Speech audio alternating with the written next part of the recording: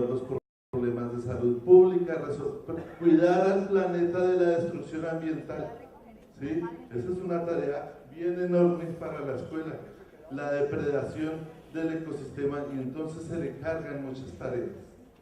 Y en el caso nuestro, ¿sí? Aparte de las políticas, la solución es una cátedra, ¿sí? Entonces, para los problemas, y me decían aquí los compañeros de Coetor que la cátedra de asuntos matemáticas financieras no cayó muy bien, pero bueno, hay cátedra para la paz, hay cátedra para la democracia, cátedra para la sexualidad, cátedra para el medio ambiente, y ahora va a haber cátedra para la matemática financiera. Y dentro de toda esa serie de cátedras hay una cátedra que es la cátedra de la paz. Entonces hay dos acciones políticas bien intencionadas, el plan de desarrollo y la cátedra de la paz, y se piensa pues que con ambas se va a solucionar el problema de la guerra en Colombia, que después de eso ya no va a haber más guerra, y ese es un cuestionamiento que nos tenemos que hacer. Pero miremos el problema de la escuela, ¿sí? La escuela está sobrecargada de actividades, sobrecargada de temas, el currículo cada día crece más, cada día se hace más extenso. Ya no solamente son 9 áreas, sino que con las especificidades de cada área, los proyectos pedagógicos y las cátedras pueden llegar a 15, 20, 21, y eso hay necesidad de replantearlo. Pero aparte de eso, se le piden muchas veces a la escuela, no falta el periodista que por algún problema ambiental, de tráfico o de salud pública, o una crisis en los hospitales, o un accidente aéreo, o un accidente de tráfico, diga que es responsabilidad de la escuela y que es responsabilidad de la educación. En esta semana falleció un estudiante en Bogotá por una sobredosis de droga, ¿sí? Y toda la responsabilidad es como si fuera de la escuela, pero no es. O sea, la escuela es inerme a esos problemas, es algo que no puede resolver. Puede ayudar porque la escuela tiene un escenario privilegiado. Sin embargo, se hacen cosas estas, las políticas educativas, las cátedras, demasiadas demandas externas, sobresaturación y sobrecarga de actividades a la escuela, y en medio de eso la escuela está abandonada, está sola, se le piden cuentas, pero no se le apoya, no se le dan las condiciones para que tenga cómo resolver a eso. Tiene que enfrentarse a una realidad difícil, ¿sí? Y esa realidad difícil no está siendo resuelta desde los otros escenarios por fuera de la escuela, y sí se exige que la escuela lo resuelva. Y entonces está ahí, en medio de esa gran contradicción. Sin embargo, en medio de eso no todo es desesperanza, no podemos caer tampoco en el fatalismo. La escuela brinda posibilidades. Y hay una cosa, la escuela es un lugar para el conocimiento, pero el conocimiento no se da así nomás, sino que el conocimiento tiene mucho que ver con la sociedad, y la escuela es un sitio privilegiado para la interacción, para la comunicación, para el diálogo, para el encuentro.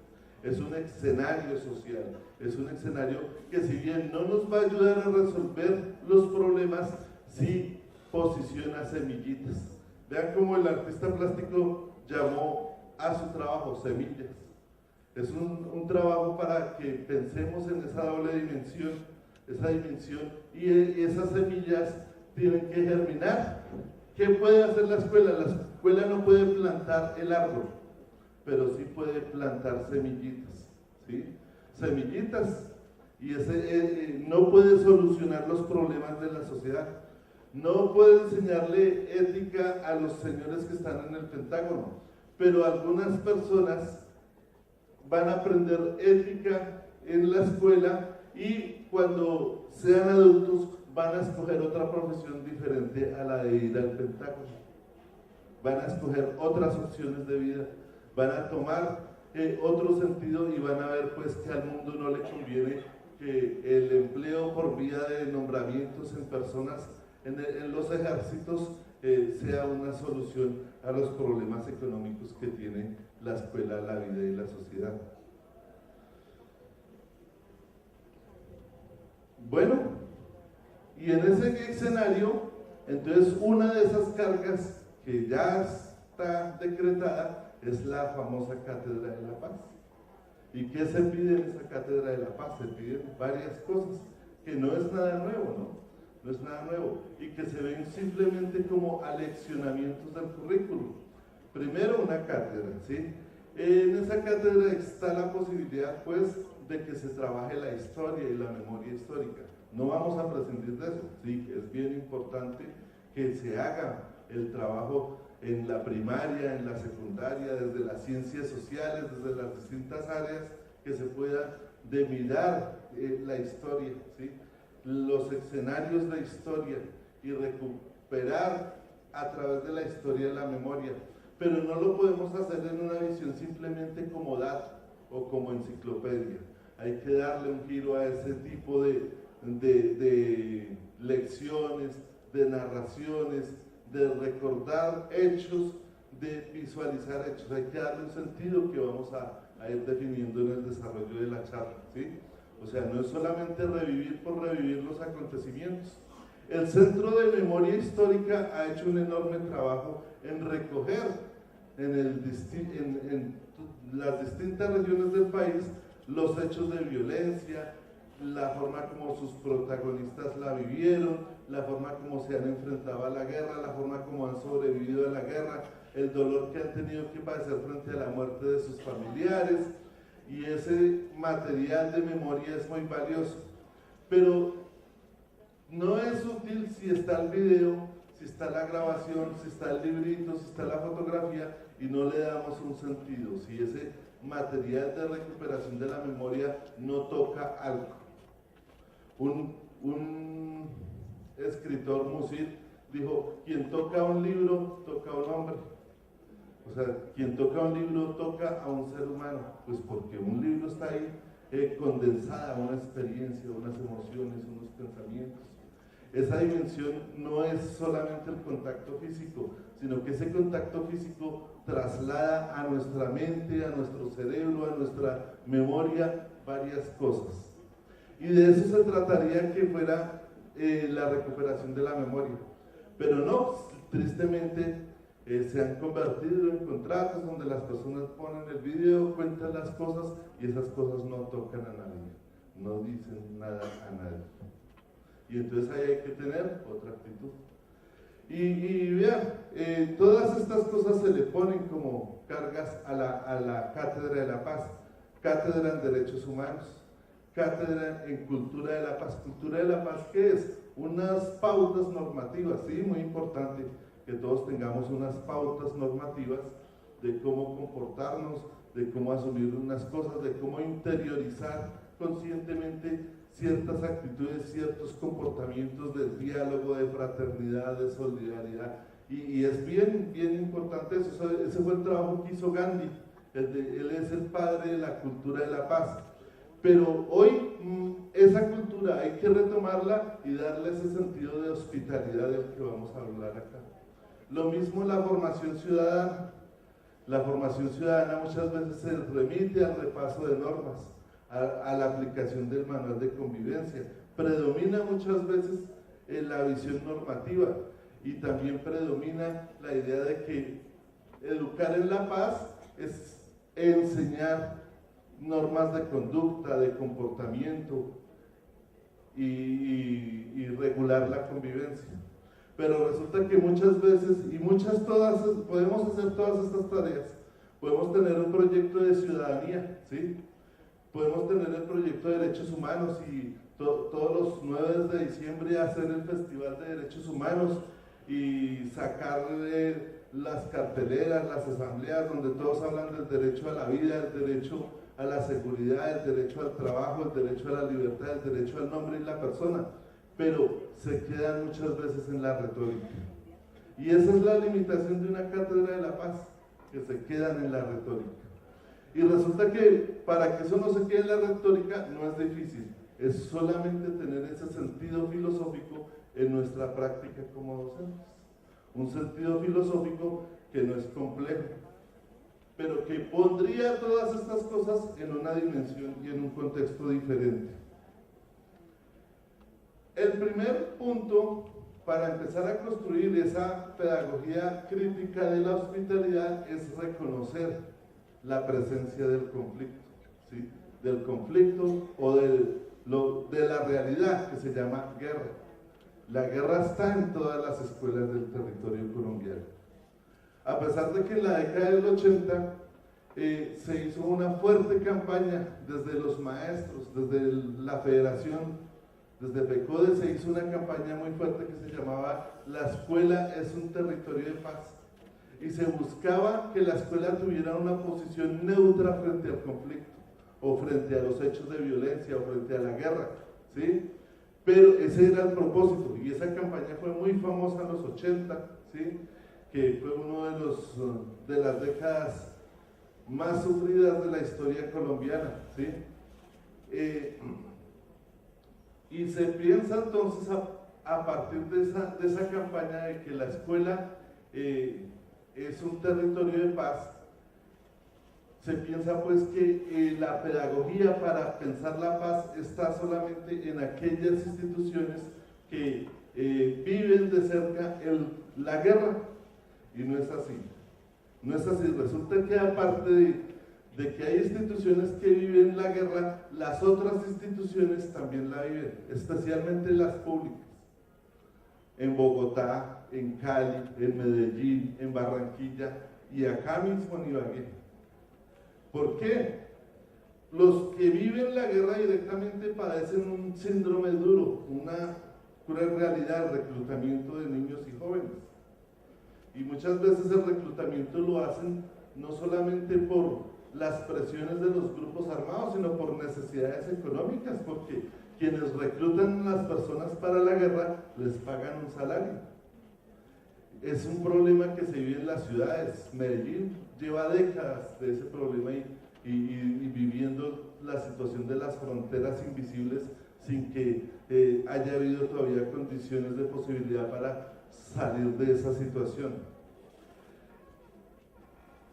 También hay otra situación interna, el sufrimiento. Nosotros para este trabajo, para esto que les estoy hablando, estamos haciendo unas investigaciones que nos están apoyando la Universidad Distrital, aquí la Universidad de Tolima también, y la Universidad Pedagógica, ¿sí? Y entonces en esos trabajos se han recogido testimonios de los actores y de los maestros que han estado en escenarios donde ha habido confrontaciones bélicas. Y los relatos de esas personas son dramáticos. En Córdoba, en Casanare, en Putumayo, ¿sí? Podemos encontrar esas historias de la guerra en las instituciones educativas, ¿sí? Y esas instituciones de la guerra son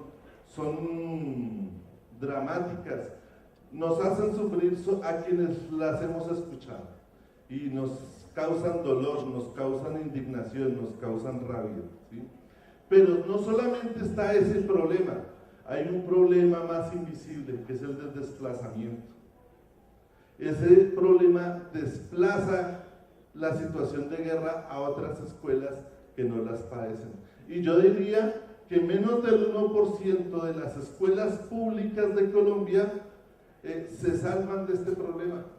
En Bogotá es posible hacer una estadística y encontrar que en más del 90% de las escuelas públicas de Bogotá hay personas que han llegado a esas escuelas porque han sido desplazadas de sus territorios de origen. Entonces es el hecho que más afecta y que más nos debe conmover en esta situación, ese desplazamiento, y se instala allá y muchas veces no lo vemos, no lo vivimos, no lo presentimos. Ese hecho hace que sea una necesidad de todos preocuparnos por eso, no asumir la cátedra como una obligación, y no debe ser una obligación, pero sí plantearnos el tema de que una parte del PEI, una parte de nuestro proyecto educativo institucional y una parte de nuestro proyecto educativo y pedagógico alternativo debe sensibilizar, orientar y formar a todos para que entre todos enfrentemos ese monstruo que se llama barbarie y que se llama guerra. Y no se lo dejemos solamente a los que están viviendo en carne propia el dolor de las balas.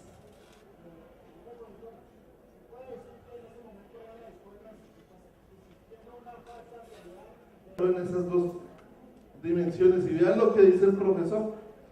El problema no es solamente pensar en la guerra o en la paz o en la violencia, sino que hay una palabra que está en juego.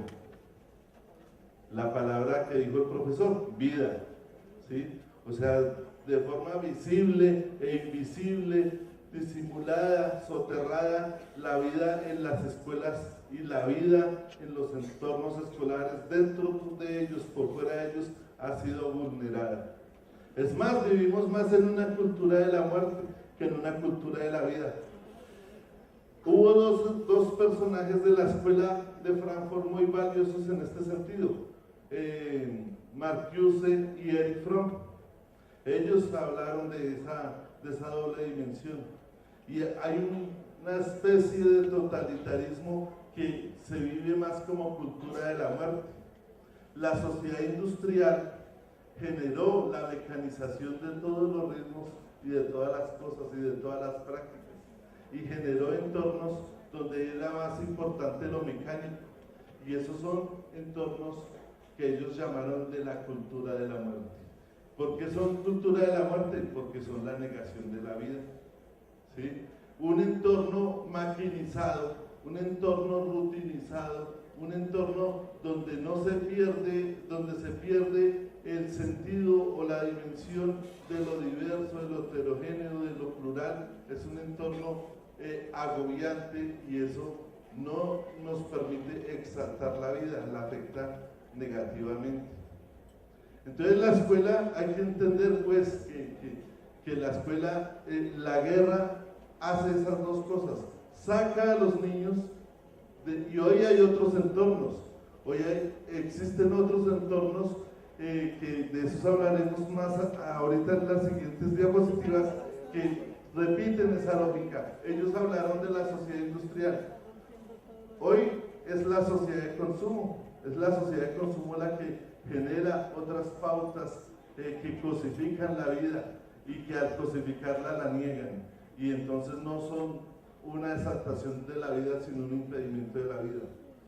Entonces hay esa doble dinámica. Por un lado, quienes viven directamente en la guerra pierden sus estudiantes, porque los estudiantes tienen que salir de sus territorios, pero por el otro lado, esos estudiantes van a otras instituciones y allí entran, y entonces la guerra se está diseminando en distintos campos de las escuelas, y en esa diseminación se cosifica, se aliena, se enajena, y aparte de eso llegan a un sistema educativo escolar muy regido por parámetros técnicos, que ese es el gran peligro de las políticas educativas, que predomina más lo técnico, y en esos parámetros técnicos, esos parámetros no dialogan con la vida. La técnica no dialoga con la vida, la técnica debería estar al servicio de la vida, pero cuando engloba y encierra la vida, la enajena, la elimina, la aniquila.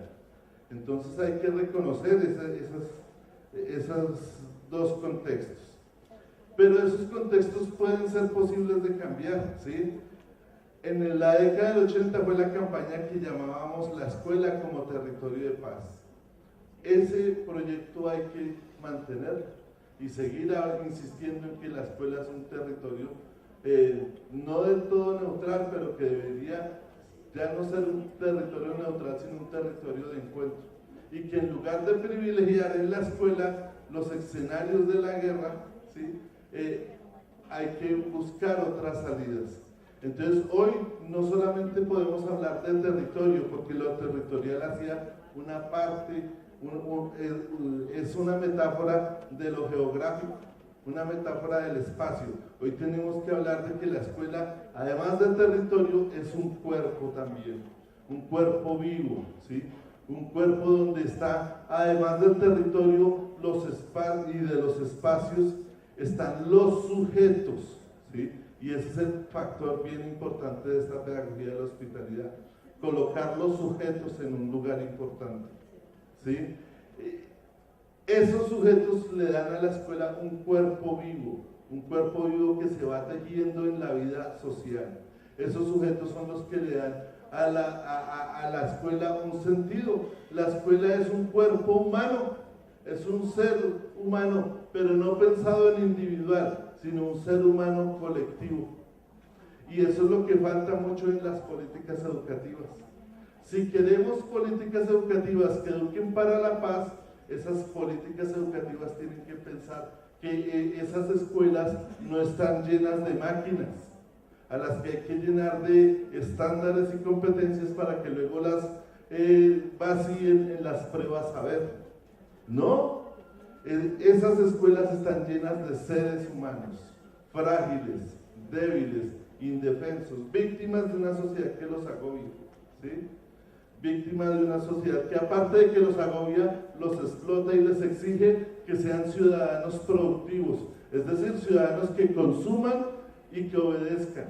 Y ahí ese es un terreno que hay que transformar. Entonces hay dos ideas que se encuentran. La idea de la década del 80, pero se encuentra hoy con las urgencias de hoy. Y es que no solamente es territorio, sino que es cuerpo vivo y tejido social. ¿Sí? Y eso tenemos que empezar a divulgarlo muy fuertemente entre todos nosotros. Y también hacer que los gobernantes entiendan que las cátedras no solucionan todo. Es más, en lugar de solucionar, pueden prolongar un problema, pueden acrecentar un problema. Eso pasa cuando se adicionan y se adicionan cosas. El tanto adicionar cosas a la lógica de la escuela, en lugar de solucionar problemas, los acrecienta. ¿Sí? Se aumentan horas, se aumentan actividades, se aumentan exigencias, se aumentan procedimientos. Y entonces la escuela se va llenando de gente, de movimientos, de acciones, y esas acciones se vuelven cargas, y entonces se convierte, lo que debe ser en una relación pedagógica, se convierte en una relación esquizofrénica. Y en esa relación esquizofrénica todos empezamos a vivir con angustias, y aparecen fenómenos que son la punta del iceberg, pero no son la base de ese iceberg que es más grande, que es una sociedad depredada y deteriorada por ese capitalismo salvaje en el que estamos. Bien, entonces ese es el problema, pero ¿cómo lo podemos enfrentar? Con ideas. Mire que no necesitamos básicamente muchas cosas, ideas. Y una de esas ideas es una idea aleccionadora. La pedagogía crítica de la hospitalidad tiene un origen, ¿sí? Que es el pensamiento crítico. Pero dentro del pensamiento crítico tiene una preocupación específica, es la preocupación por la condición humana.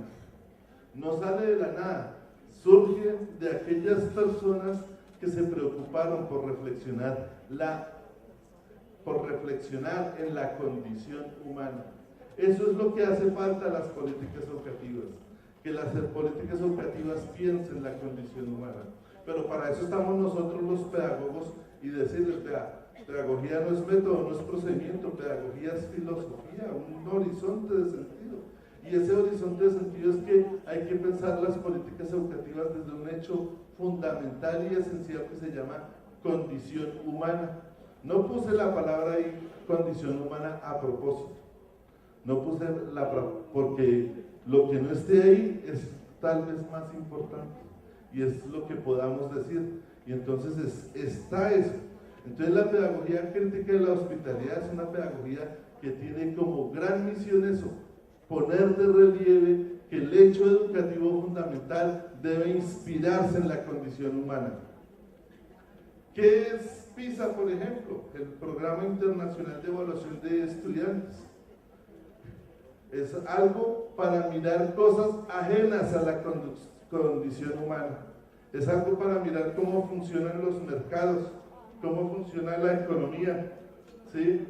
Cómo se va a proyectar la economía y los mercados y cómo se ponen a funcionar en la perspectiva de que las sociedades y los mundos gobernados por los bancos mejoren y se proyecten al futuro, ¿sí? No, ya está aquí. Esta pedagogía de la hospitalidad tiene un núcleo que tiene que ver con esa condición humana. Y ese núcleo es algo que nos falta aprender a todos, la acogida del otro. ¿Qué es la acogida? Cuando el niño, la niña llegan a la escuela, vean una cosa curiosa, miren que en la diapositiva anterior mostré que y lo hace el artista dice, los niños han salido de las escuelas donde han habido confrontaciones bélicas, pero resulta que salen, ¿sí? En el Putumayo yo conocí varias historias donde los niños tuvieron que abandonar la escuela y la escuela estuvo vacía sin niños por unos tiempos, por unos meses o por unos años. Pero después volvían los niños a poblar esas escuelas, porque las dinámicas son circunstanciales, porque tienen movimiento. Entonces la guerra puede ser episódica, mientras que la escuela sí tiene una permanencia en el tiempo. La escuela se desocupa, pero vuelve a poblarse, ¿sí? La muerte llega, pero la vida viene y la combate, ¿sí? Entonces eso es la acogida del otro, abrir el espacio, la morada para que lleguen a residir ahí. Y en eso debería parte de la escuela debe ser como un escenario donde recibimos a esa persona, donde le decimos este es su sitio, este es su hogar. No hay ahí un sentido de la propiedad, ni un sentido de la pertenencia, sino un sentido humano de la convivencia. Llegue ahí, conviva conmigo,